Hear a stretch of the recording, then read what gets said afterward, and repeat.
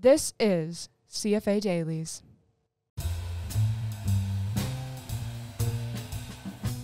We are here today with Dodd Vickers. Dodd is a locations manager and scout working in the industry. Hi, Dodd. How you doing today? I'm great. Thanks for having me.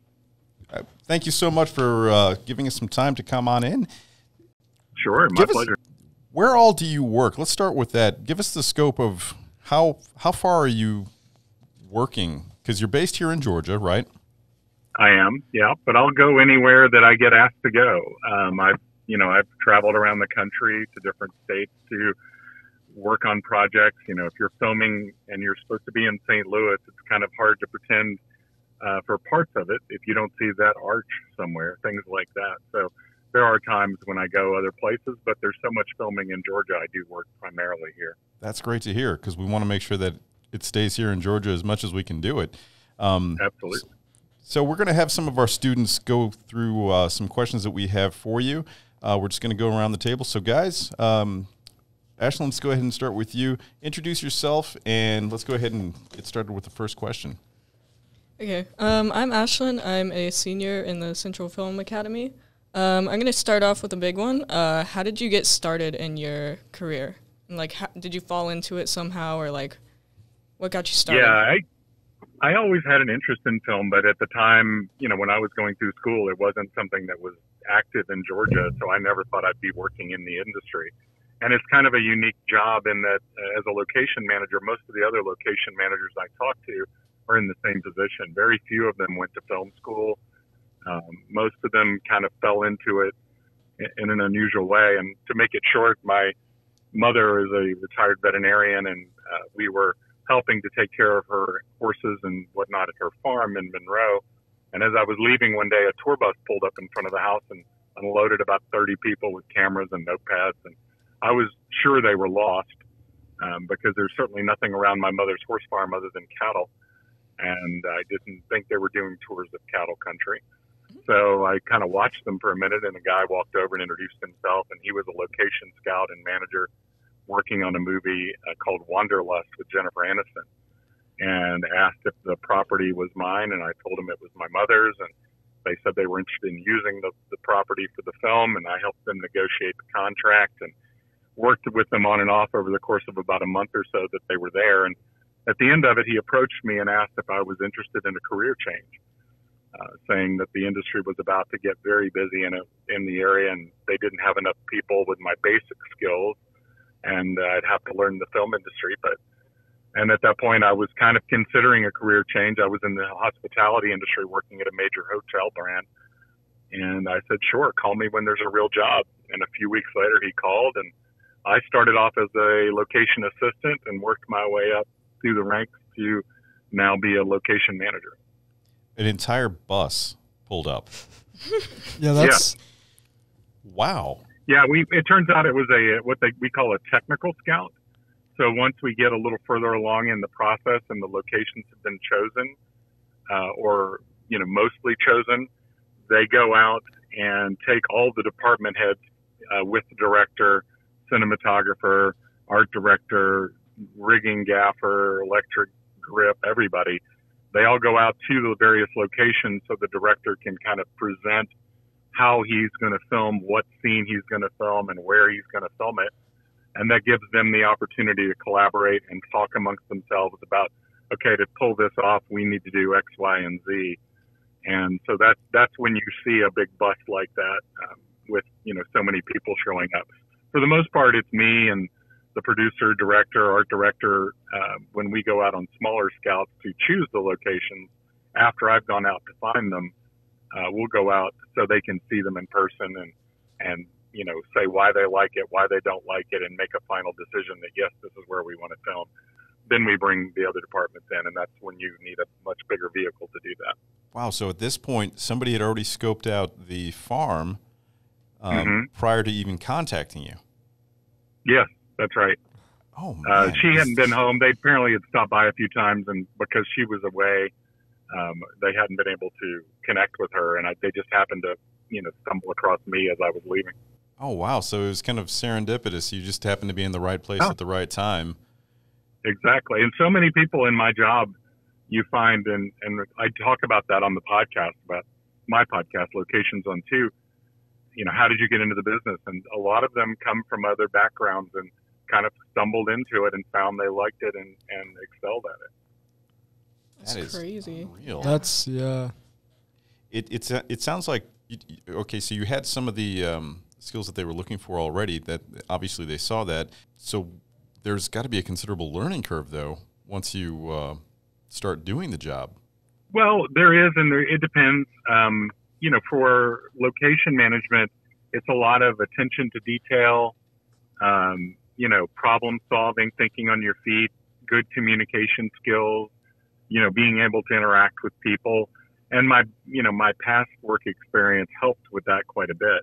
We've taken people that have never worked anywhere, like right out of school, and trained them up. And you can certainly learn it, but you do need some basic, people skills to get started. I just had the advantage of being a little bit older than most people getting started and having had some prior work experience that helped me. But then I did have to start, okay, I can apply all this to the film industry, but what's my role? And then learning the film industry by working in it. And that's why it was important for me to start at the bottom and work my way up. Oh, man.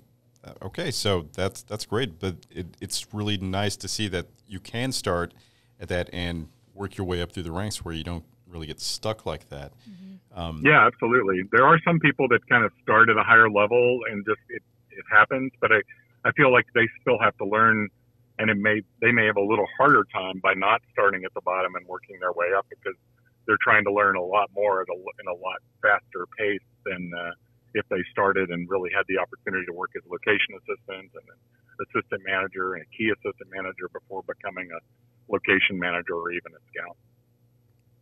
Okay. Let's move on to another question. Lily, what do you got? If you had to, what would be the pros and cons list of the locations department?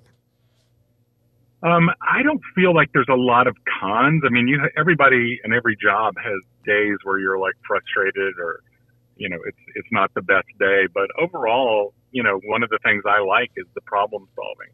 So when there is a problem that most people would see as a con, how do I turn it around? And that's a challenge that I like. I don't like the fact that we're in a position where we have a problem, like an angry neighbor who's mad that the generator's keeping them up and they didn't give enough notice that we were going to be there or something like that. But being able to communicate effectively to them what we're doing and try and make sure they understand we're not trying to inconvenience them, and how we help them, get excited that we're there, and that kind of thing. It's a unique challenge to have to deal with. But pros, it's different every day. I don't think I was ever designed to be sitting in an office behind a desk, because the jobs that I had that were close to that were not the most fulfilling for me.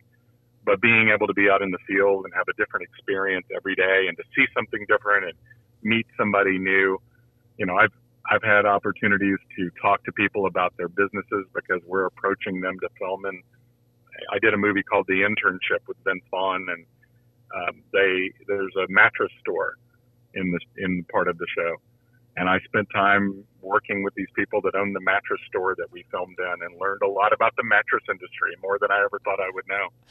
Going into small towns and exploring in the hidden recesses and learning the history of small towns that you're working in. And I joke that I think that every small town I've scouted, I've managed to get into the clock tower at the courthouse, because I'm always curious what it looks like when you go to these places that were built in the early 1800s. And we call it cinematic immunity. I get to ask to go places most people would never even think to ask to go, because I'm there scouting for a film. So getting to meet people, hear their stories, learn the history, and it's a different experience almost every single day when you show up for work when you're doing this. So it sounds That's probably the biggest pro for me. So it sounds like you really have to embrace not having a set routine. Yeah, you have to be able to think on your feet. You have to be very self-directed.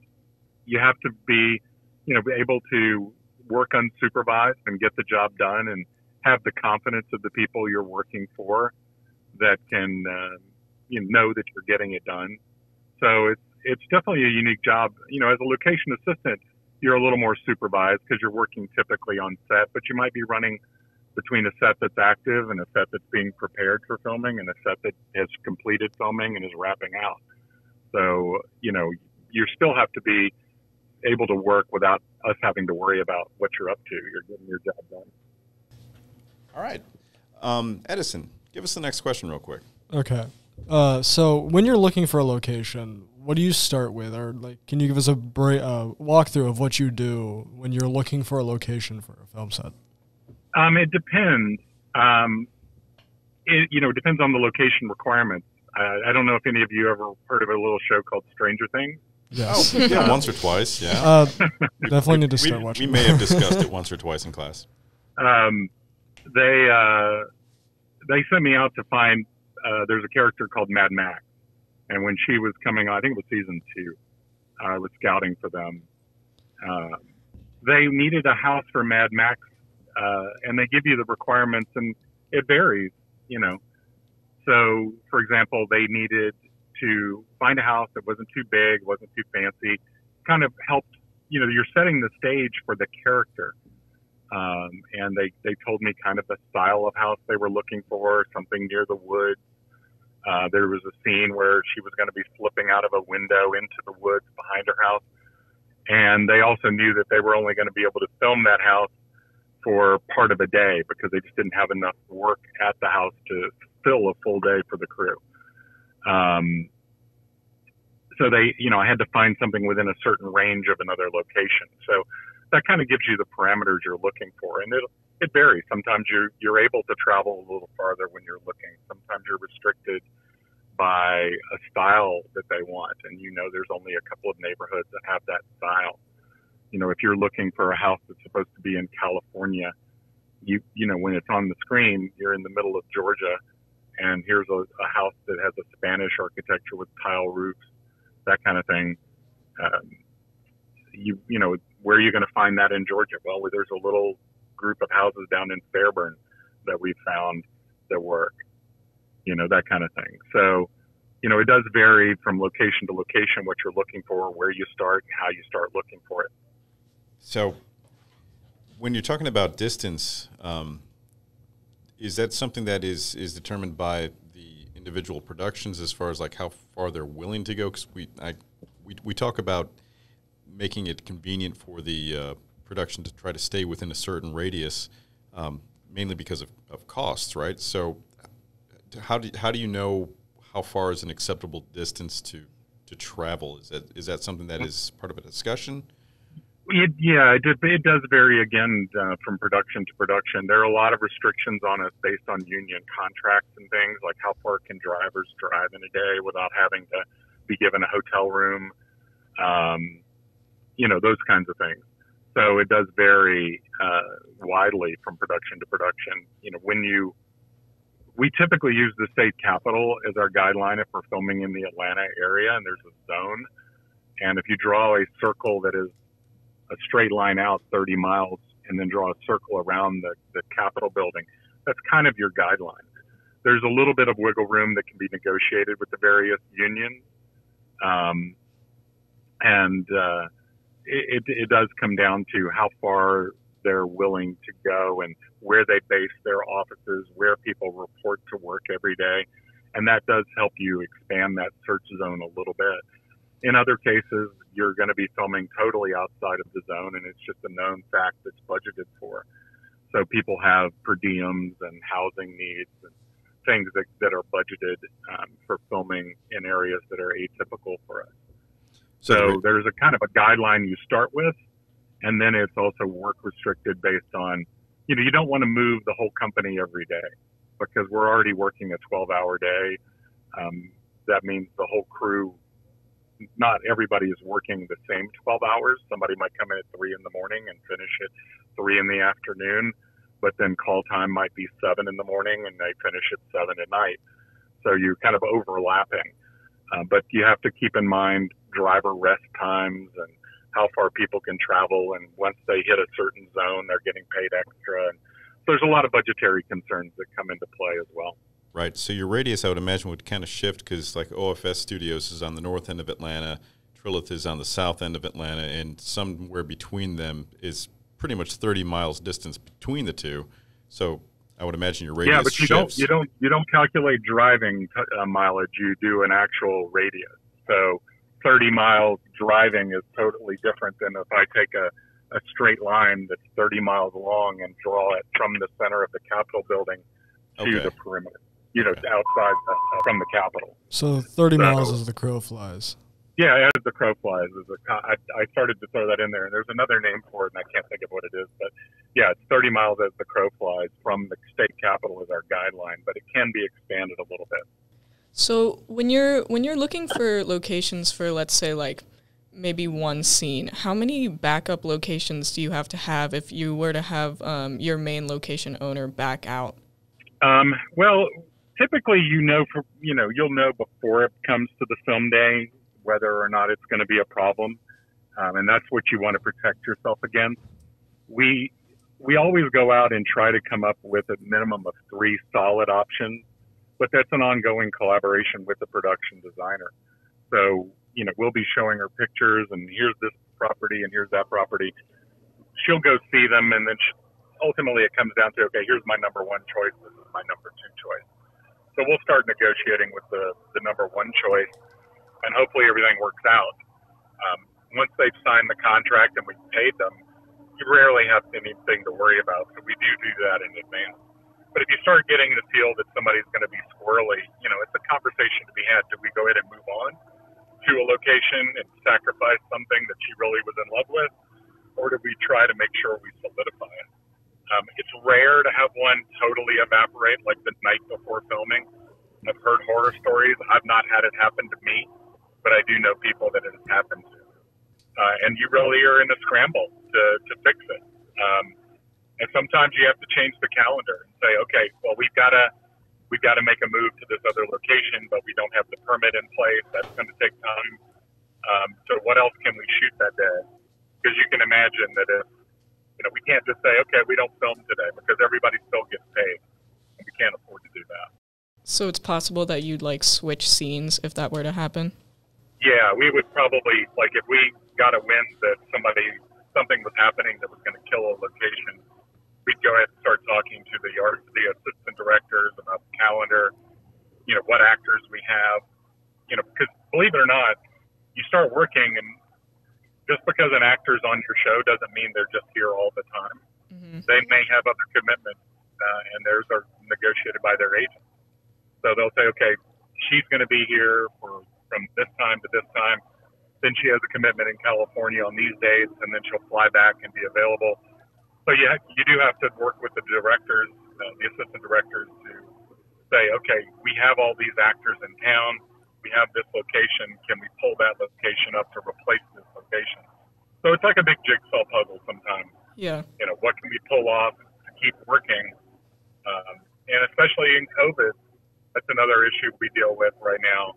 If suddenly an actor becomes unavailable because they've had a positive COVID test, well, we can't take the risk of exposing other actors, so we've got to juggle. We're in the midst of looking at something that we had scheduled for next week on one day, and we're probably going to shift it to another day because somebody had a positive COVID test, and it impacted what we can film that day. But with enough time, we can push that scene off to another day.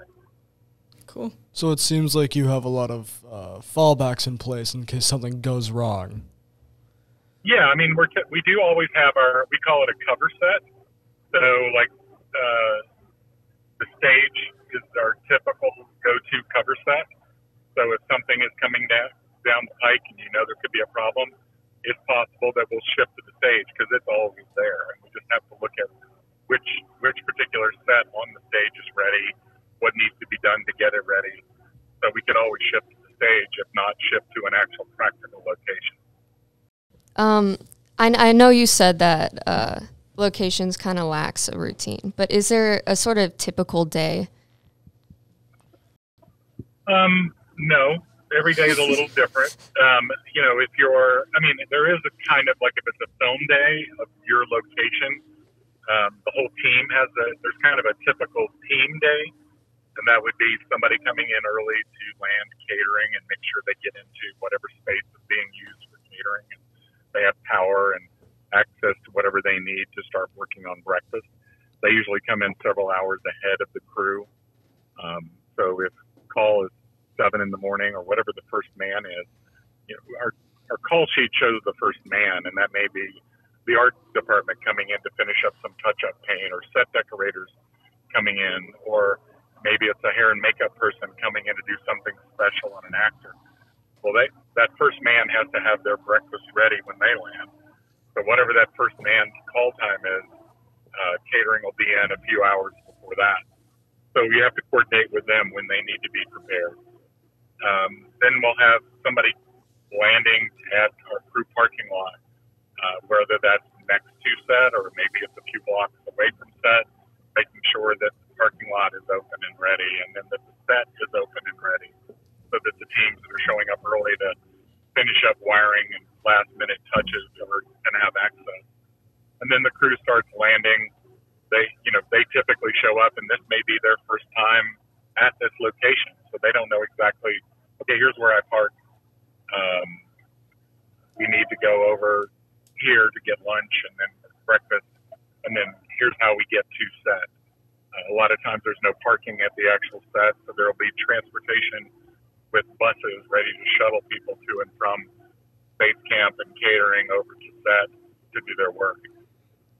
Then you've got to make sure the permit, if you've got a lane closed with police and security, you've got to make sure that that's all ready so the trucks that are landing have a place to park. And then the set gets opened, and you're there to make sure the set is open and unlocked and accessible. And then you've got the team, once we start filming, that is on set. We all are on radios. That's where the name for my podcast comes from, Locations on 2. One of the things that will happen is you're monitoring the radio, there's a main channel, which is typically channel 1. And if they need to talk to any department, they'll go on the radio and say, hey, locations, go to channel 2. And you flip over and you say locations on 2. And they say, oh, we have a problem with the power on this floor, or we have a neighbor here that has a question about filming, or one of our actors needs a green room. So we have a green room to move them into to get them ready. And we have our bigger conversations on the other channel, and that's why locations on 2. So you're there to respond to the ongoing needs of production during the film day. And then once wrap hits, then we're making sure everything gets buttoned up, locked up, and is ready for either another day of filming the next day, or ready for the wrap teams to come in and close everything down and restore it back to the way it was before we ever took possession. So then we're moving on to the next set at that point. From a scouting perspective, it's totally different because you're usually in pre-production when you're scouting. So you'll be out in the world, just knocking on doors, introducing yourself, taking pictures, emailing, uploading pictures, talking to the production, finding out if they like what you're finding or what they don't like about what you're finding, so you can redirect. So depending on the role you're playing that day, your day is going to be a little different. Yeah, so you're just constantly moving around like all the time. Yeah, it sounds like a lot Absolutely. of just improvising and thinking on your feet. Yeah, you can probably tell I'm driving now where I wasn't before, because suddenly something's come up and they've asked me to shift over to go meet the art department at a location and make sure they get in and can look at things that are being prepared for filming a couple of weeks from now. So are you always sort of on call for whatever projects you're in? When you're on a specific production, yeah, I answer my phone whenever it rings. You kind of do have a set time you're typically working, but it doesn't mean if there's an emergency you don't answer your phone. So Yeah. during production, yeah, you're getting calls at all hours, especially when you have an actor for that. But in between, it's somewhat of a typical job, but during active filming, it's a little less typical. Mm-hmm. So do you get to sleep between productions, or? I'm at a point in my career now where I can choose to be off in between productions, but it's not unusual for me to finish a show and to jump right into scouting for another show. But I don't like to sit still. Some people like to take time off and they'll turn down work in between to get a break. I'm at that point where I don't like to turn down work or take a break unless I have to, because we do rarely work around the holidays every year, because it's hard to start and stop as you will for holidays like Thanksgiving and Christmas. So it's pretty common for us to have a hiatus around the holidays. So that's enough time off for me. So the minute I'm done, or if I'm getting close to being done, I'll start, putting out feelers, what's coming to town, who's looking for a scout, when are they needing someone, and throwing my name into the hat. So I typically am ready to move on to another scouting project once a filming project is wrapped. Well, how great is that to have a job like that you don't want to get away from and take a break? I mean, that I feel like that's got to be a dream, right? Yeah, I feel like if you're stuck in a job that you don't like, but if you have a job that you like and you don't want to get away from it, that's all you can really wish for. Mm-hmm. I got a follow-up question for that last one. Sure. So once you're in as a locations assistant scout, is it hard to line up work, or do you have to approach people or reach out to others, or do people find you? Yeah, I think that's probably the toughest time is when you're just getting started and until people get to know you and your name gets out there. Fortunately, there's enough work in town. I think there's 40 or 50 productions active in Georgia right now. So there's also private boards on Facebook and other places that we all talk to each other. So Facebook is a big one where these groups have been established for some time, and you can't just join them. You have to be recommended to most of them. There are some that are more open, but if you're looking for work, you can put in that you're available. But hopefully, if you've done a good job for somebody, whenever I'm getting close to wrapping, I'm always looking. And when I see somebody saying, "Hey, I'm looking for some location assistance for a few days," or "Does anybody know I'm staffing up? Anybody know who's available?" And if I've got somebody I know that did a great job for me, I'll be throwing their name out there and reaching out to the other people I know and recommending my team, trying to help them stay busy. Sometimes it works against me because then when I need them, they're not available, and I have to go looking for other people that maybe I haven't worked with before.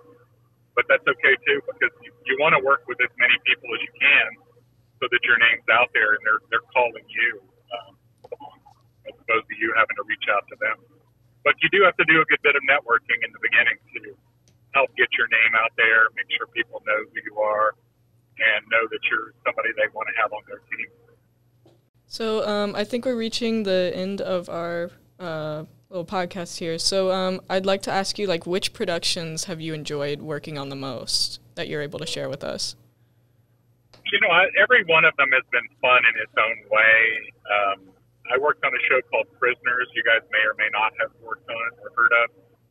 Jake Gyllenhaal, and it was a great show, primarily because I got to work with the amazing Roger Deakins, who's a fantastic cinematographer, very demanding, but also very well respected.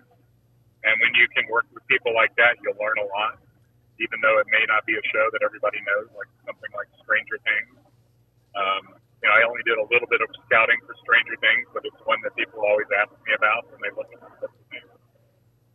There's a movie called Den of Thieves I had a great time working on, simply because that posed some really unique challenges about closing down roads for multiple days for a big gun battle. Every show has its own challenges. Working on White Noise, which is one that I just finished, and I saw that there's a teaser trailer for out now, was really unique because we had to find a place to crash an 18-wheeler into a train, and then to manage that with the local community and make sure we worked with the fire department and close down a line of railroads that we didn't have any other traffic, and close down roads to have explosions, those kinds of things. So every production can be fun and everyone can be challenging. So it's hard to identify just one that was above all others. I would imagine that the productions with the big booms like that, though, got to be a little bit more exciting than the others. Well, it's a lot of lead up, and sometimes, it's less exciting than you think it's going to be. but it is fun to do, but there is a lot of downtime in between, whereas something that has, daily moves and unique locations can present its own opportunities. So yeah, the big explosions are fun, but, it's not, there's so much more to it than that people don't see. And that's probably one of the fun parts of being behind the scenes and seeing all we did test run after test run, weekend after weekend of just pretending we were doing it. And those aren't as exciting as the 1 5-minute explosion, But I guess it's better for safety to have that much rehearsal ahead of time, because after all, it's one of the things we try to talk about in class all the time is you don't risk yourself to get the shot. Timing. Yeah, there's a lot to it that is hard to explain unless you're part of it. Right. Well, let's wrap up with the last question here. Go ahead, guys. What you got the last one? Yeah, so I guess this is a big question for me because I graduate this year and I plan on pursuing film. So what are your tips for the newbie, and where should they focus their efforts to get their foot in the door? No matter what your dream is, obviously if you're in a more technical role, is your dream to be like a camera operator or something like that, I would just look for any opportunity to get your foot in the door and to meet people and to network, and also to get exposed to jobs that maybe you didn't know you might have an interest in. I think a lot of people get into the business thinking they know what they want to do, but they really don't have any idea what's entailed in that job until they get into it. And I've had people get into locations just to meet people and then end up working in the electric department or working in transportation because they really enjoyed that part of it. But, just don't turn down any job. Learn everything you can. Keep your ears open and listen while you're on set. You hear the conversations that are going on, so you get a big picture idea of what's involved and how all the other departments work together. If you think you want to be in cinematography or even in locations, learn the basics of photography, even though you might be using your cell phone for a lot of it. How do you frame a shot? How do you tell a story with pictures so you can help them envision the location and how it's going to help them set the stage for the actors to do their job. So, just don't ever turn down an opportunity to work, even though it might not be on set where the excitement seems like it is. You get exposed to people and opportunities just by meeting people. So look for any opportunity you can to get involved. That's great advice. Great advice. All right, Dad, we want to thank you very much for being with us today. And again, check him out on his own podcast, Locations on 2, with Dodd Vickers. And we look forward to following up with you and look forward to hearing about what you're going to be doing in the future. Yeah, thank you so much. Absolutely, and I'll be anytime. I'll be happy to do any follow-up you need as well. So don't hesitate to reach out. Thank you so much. Thank you. Thank you so much. And sure.